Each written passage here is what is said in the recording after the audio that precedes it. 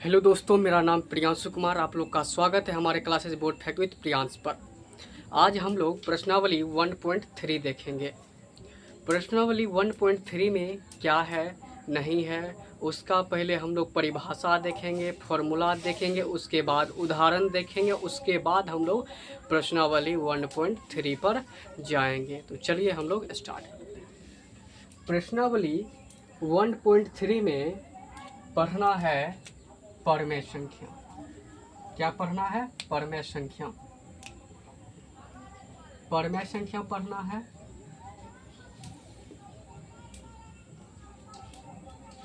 परमेय संख्या और अपरमेय संख्या पढ़ना है।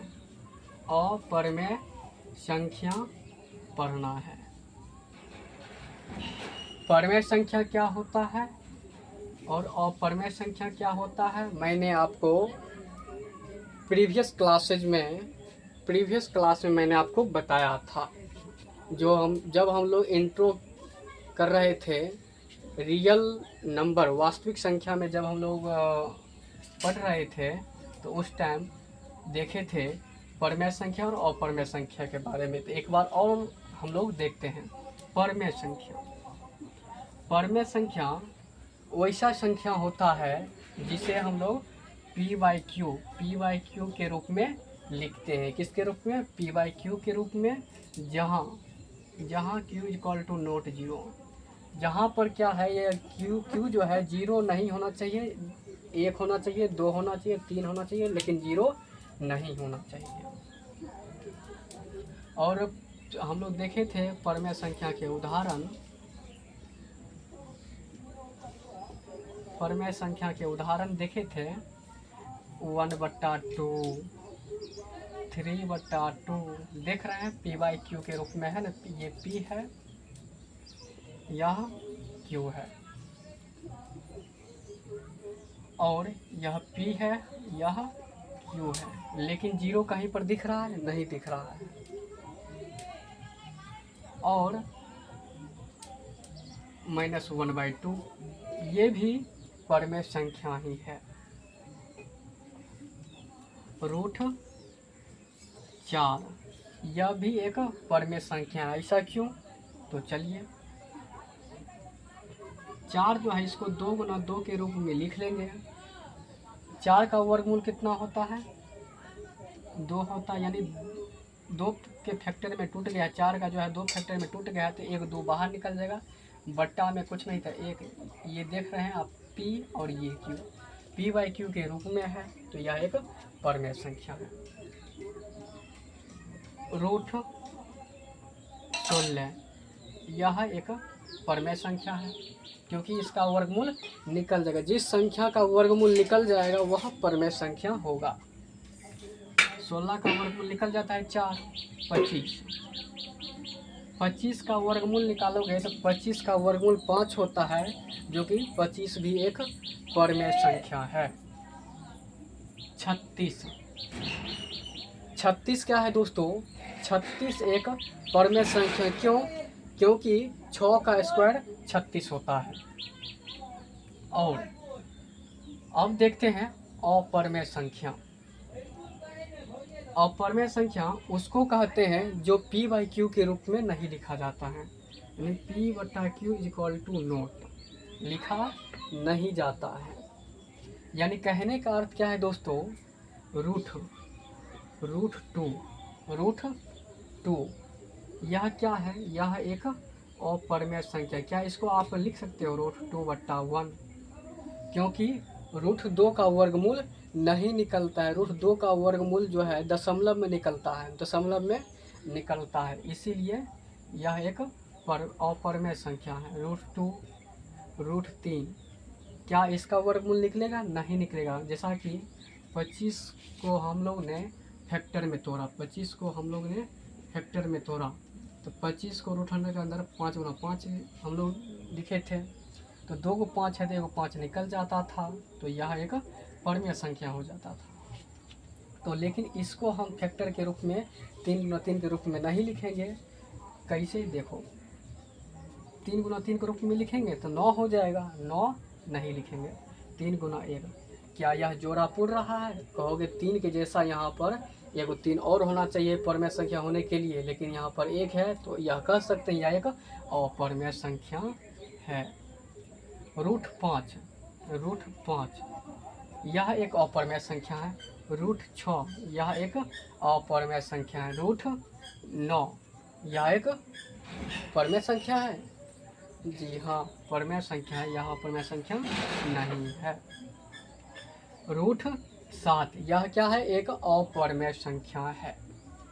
तो चलिए हम लोग देख लिए परमेय संख्या और अपरमेय संख्या होता क्या है, और इसमें हम लोग कुछ इसका फॉर्मूला देखेंगे जो कि आपके बोर्ड एग्जाम में ऑब्जेक्टिव के रूप में पूछा जाता है।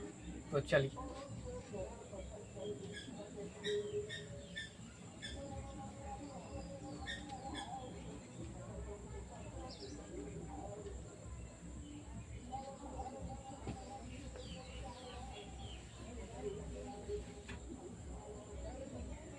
देखिए, पॉइंट समझ लीजिएगा। फर्स्ट पॉइंट, √2 इसको जोड़ोगे तो क्या होगा? इसको जोड़ोगे तो क्या होगा? कहोगे कुछ नहीं है तो 1, कुछ नहीं है तो 1, 1 1 2, 2√2 और √2 प्लस √3 क्या कहोगे? रूट कहोगे 4, 4√3 कहोगे, या 2√2 कहोगे। यह गलत हो जाता है। यह क्या होता है? गलत हो जाता है। यह गलत हो जाता है। अब बताओ, इसको ऐसा ही छोड़ दोगे, इसको ऐसा ही छोड़ दोगे।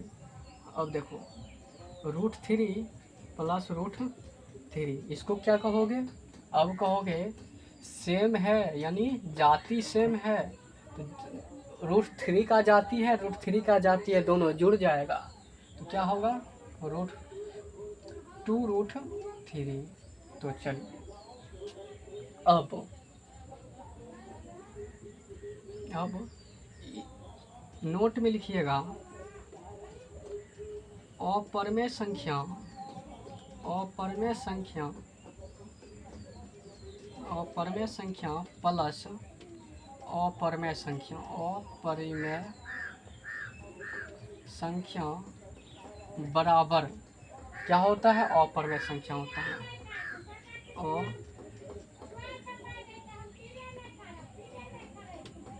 अपरमेय संख्या आपसे बोर्ड एग्जाम में पूछा जाता है, क्या दो अपरमेय संख्या का योगफल अपरमेय होता है या परमेय होता है? तो आप कहोगे दो अपरमेय संख्या का योगफल हमेशा अपरमेय संख्या होता है। तो देख सकते हो आप, ये √2 प्लस √2 क्या आया है? 2√2। ये जो √2 है, इसके कारण यह 2√2 क्या होगा? अपरमेय संख्या हो जाएगा। 2 × √2 अपरमेय संख्या हो जाएगा। अब देखो, √2 प्लस √3, √2 जो है आपका एक अपरमेय संख्या है, और √3 जो है कि आपका एक अपरमेय संख्या है। तो यह भी क्या हो जाएगा? अपरमेय संख्या हो जाएगा।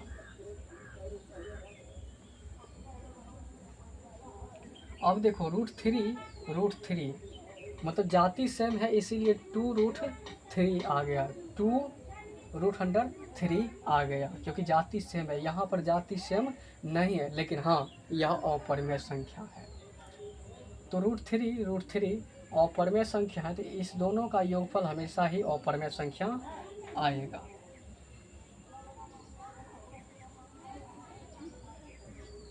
अपरमेय संख्या आएगा। तो चलिए, ये हो गया पॉइंट। अब पॉइंट नंबर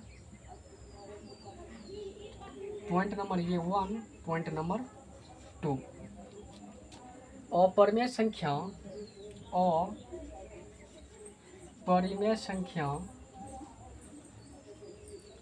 माइनस अपरिमेय संख्या बराबर अपरिमेय संख्या होता है। अपरिमेय संख्या होता है। कैसे कैसे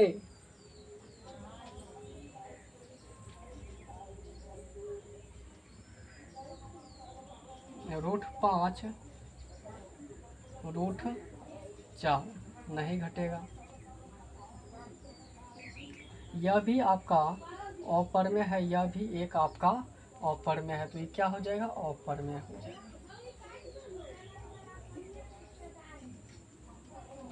चलिए नोट नंबर तीसरा,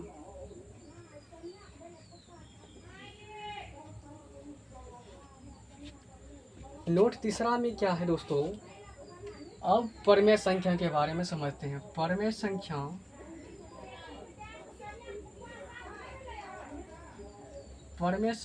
प्लस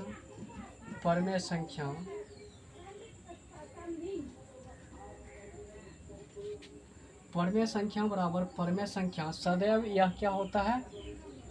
परिमेय संख्या होगा।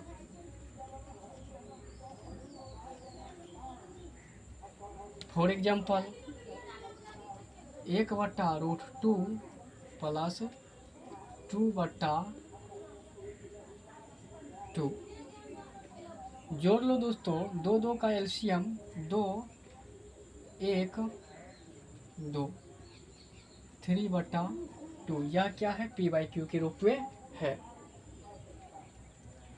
नोट नंबर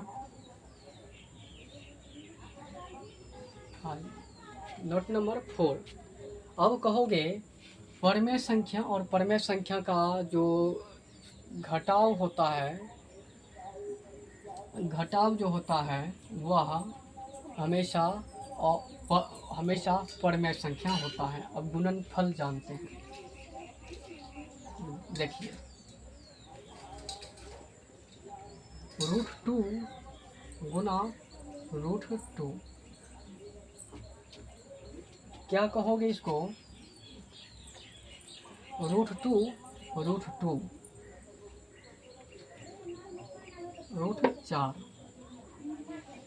2 निकल जाएगा।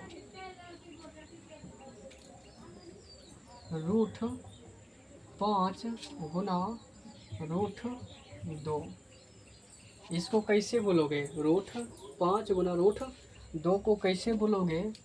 तो ये दोनों गुना हो जाएगा। 5 गुना 10। यह क्या है? अपरिमेय संख्या है।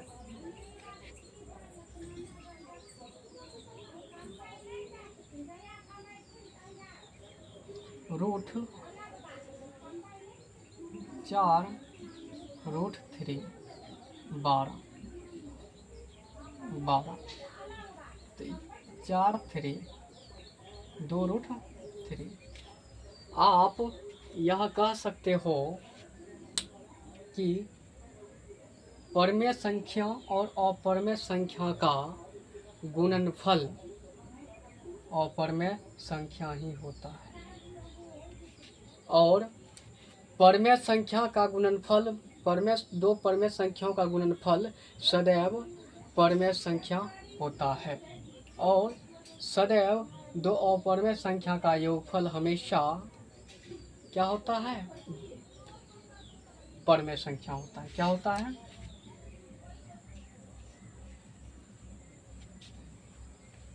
देखिए 2 5,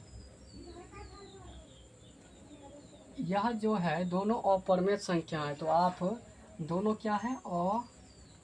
दोनों अपरिमेय संख्या है। दो अपरिमेय संख्याओं का योगफल क्या हो रहा है दोस्तों?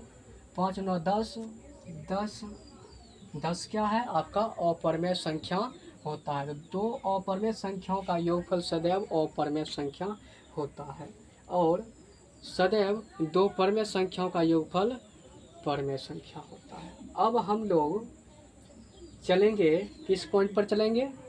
जो आपकी अब सिलेबस में है वो हम लोग थोड़ा देखेंगे।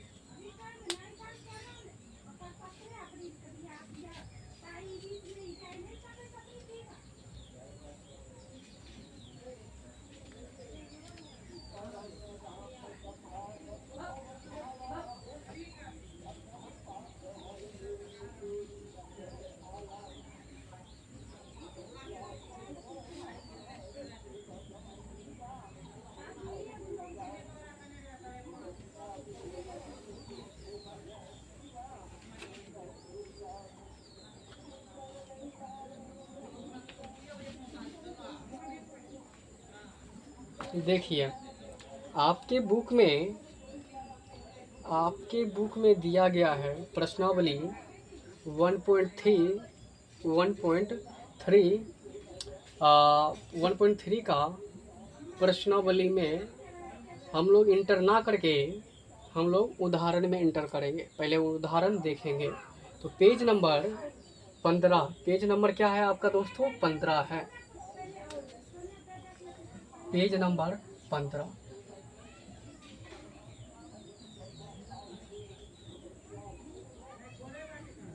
उदाहरण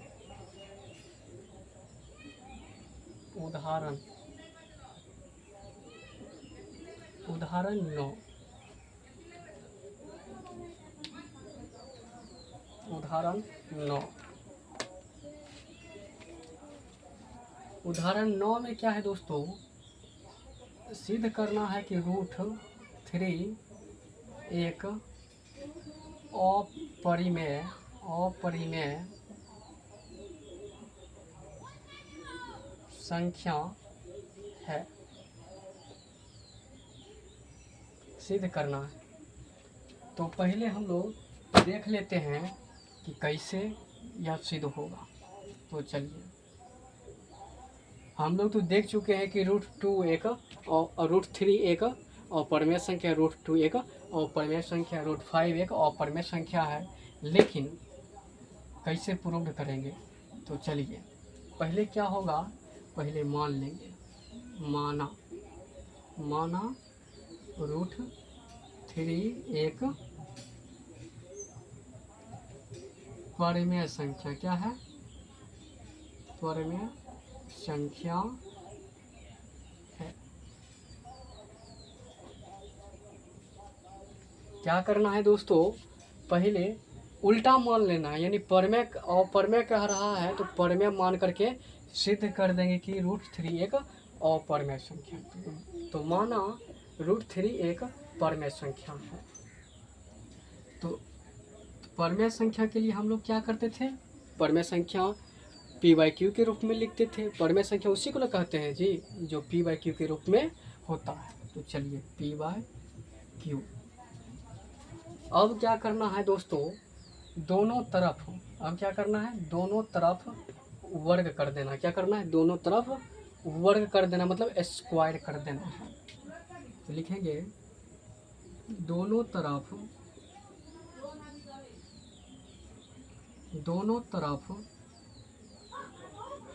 वर्ग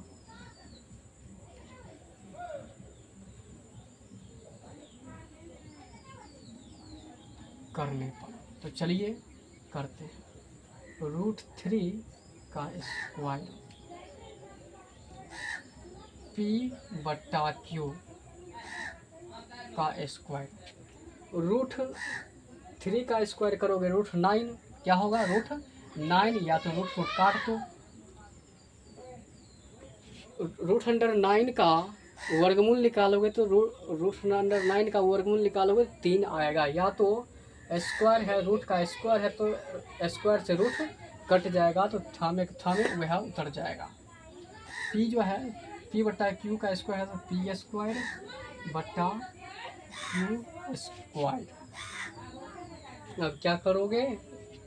अब क्या करोगे दोस्तों?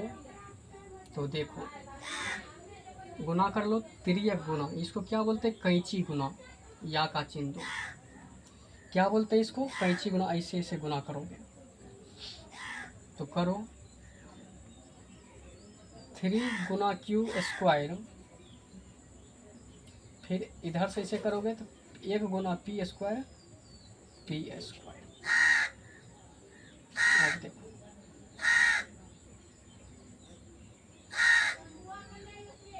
q² बराबर, ये जो गुना में है तो इधर जाएगा तो बट्टा में हो जाएगा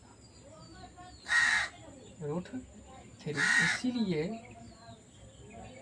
इसको पहले समीकरण फर्स्ट मान लो, जो है ना, इसको समीकरण फर्स्ट मान लो। देखो, अब ये क्या हो गया? q² बराबर p²/3। यहाँ से समझिएगा बड़ी गौर से। बट्टा मतलब क्या होता है, भाग होता है। ये जो बट्टा है ना, ये भाग होता है। क्या होता है, भाग होता है। पी स्क्वायर बट्टा 3, जो 3 से पी स्क्वायर विभाजित होगा, क्या होगा, 3 से पी स्क्वायर भाग लग जाएगा। 3 से पी स्क्वायर में भाग लग जाएगा। अगर 3 से पी स्क्वायर में भाग लगेगा, 3 का जितना भी गुणनखंड होगा, 3 का जितना भी गुणनखंड होगा वह पी स्क्वायर में भाग लग जाएगा। अब मान लो 3 का गुणनखंड, 3 का 3 का गुणनखंड जितना होगा वह भाग इससे लग जाएगा। तो चलिए यहाँ पर स्थिति में लिखेंगे, स्थिति में लिखेंगे।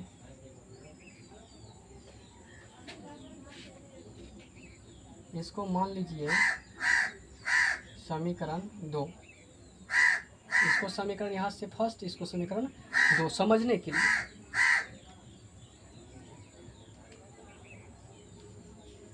स्थिति 1,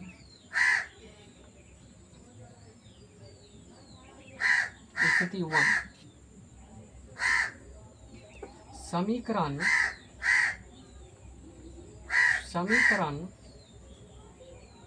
सेकंड, समीकरण सेकंड में पी स्क्वायर बट्टा 3, 3 से पी स्क्वायर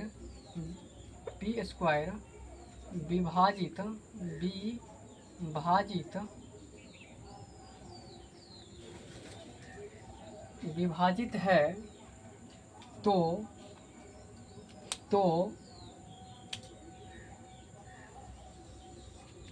तो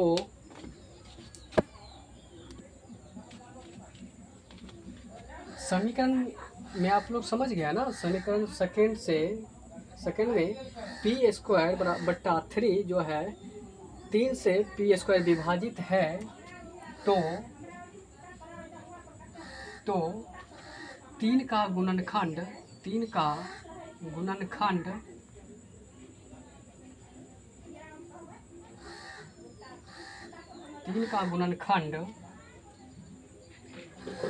पी स्क्वायर को विभाजित करेगा, विभाजित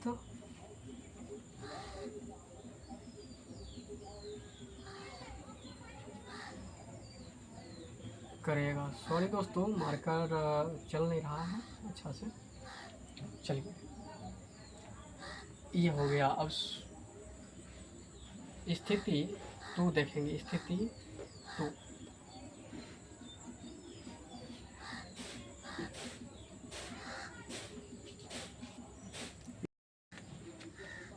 स्थिति 2 में देखते हैं। अब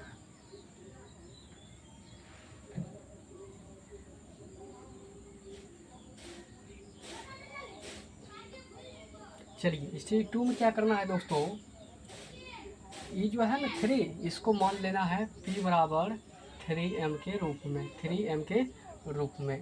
अब क्या करेंगे, समीकरण जो फर्स्ट है, समीकरण फर्स्ट में p का मान रखने पर,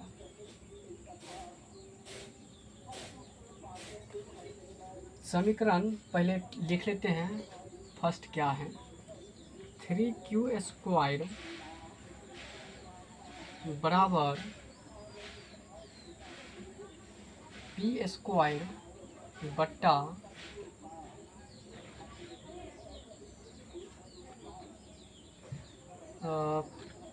हाँ 3q स्क्वायर बट्टा पी स्क्वायर। या तो आप समीकरण सेकंड में भी रख सकते हो, रख सकते हो, बात वही होता है। लेकिन आप मेरे अकॉर्डिंग आप समीकरण फर्स्ट इसको मान लो। अगर आपको इच्छा है तो समीकरण 2 में भी रख सकते हो, लेकिन मैं समीकरण फर्स्ट में रख रहा हूँ। तो चलिए p का मान क्या है, p p का मान 3 है, 3m² स्क्वायर करो। और ये बराबर का चिन्ह है तो यहाँ पर या का चिन्ह दो, या का चिन्ह दो। 3 का स्क्वायर 9, m का स्क्वायर m²। अब देखो ये गुना में है तो इधर भाग में चला जाएगा, 3/9 m²। ये जो है 1/3 हो जाएगा, 3 तिया 9, 1/3 q² बराबर m²। इसीलिए m² बराबर q²/3। यहाँ पर देख रहे हो p²/3 आ गया और यहाँ पर m² बराबर q²/3 आ गया। तो इसको मान लो समीकरण 3। यहाँ पर भी सेम यही परिभाषा लिखोगे।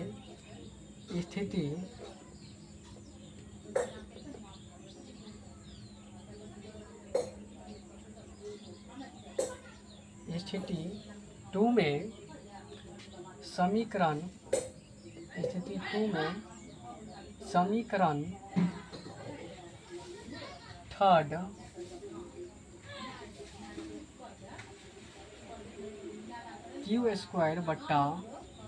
3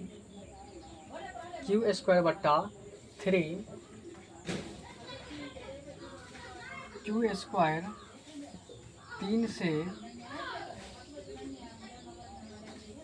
विभाजित, मतलब भाग लग रहा है, विभाजित है तो 3 का गुणनखंड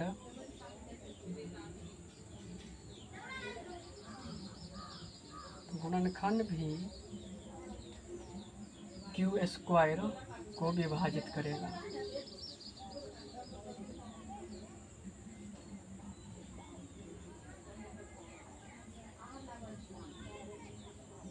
गुणनखंड का अर्थ होता है दोस्तों, क्या होता है, जैसा 3, 6, 9, 12 ये सभी के सभी गुणनखंड होते हैं। तो चलिए अब क्या लिखना है, स्थिति 1 एवं 2 से स्पष्ट होता है √3 एक अपरिमेय संख्या, अपरिमेय संख्या है। मतलब समीकरण फर्स्ट में हम लोग देख लिए थे, जो p² है वह 3 से विभाजित है, और 3 का जो गुणनखंड होगा, 3 का गुणनखंड होगा 9, 12 ये सभी भी p² को विभाजित करेगा, लेकिन ऐसा संभव होता नहीं है। अब स्थिति 2 में हम लोग देखे थे कि q²/3, स्थिति 2 यानी स्थिति 1 और स्थिति 2 मिल रहा है, स्थिति 1 और स्थिति 2 मिल रहा है। इससे कह सकते हैं, अंदाज़ा लगा सकते हैं कि q² जो है 3 से विभाजित है, तो 3 का गुणनखंड भी q² को विभाजित करेगा। स्थिति 1 और स्थिति 2 से स्पष्ट हो जाता है कि √3 एक अपरिमेय संख्या है, क्योंकि सेम टू सेम मिल रहा है। तो चलिए आज के लिए इतना ही, हम लोग फिर कल मिलते हैं नेक्स्ट वीडियो में।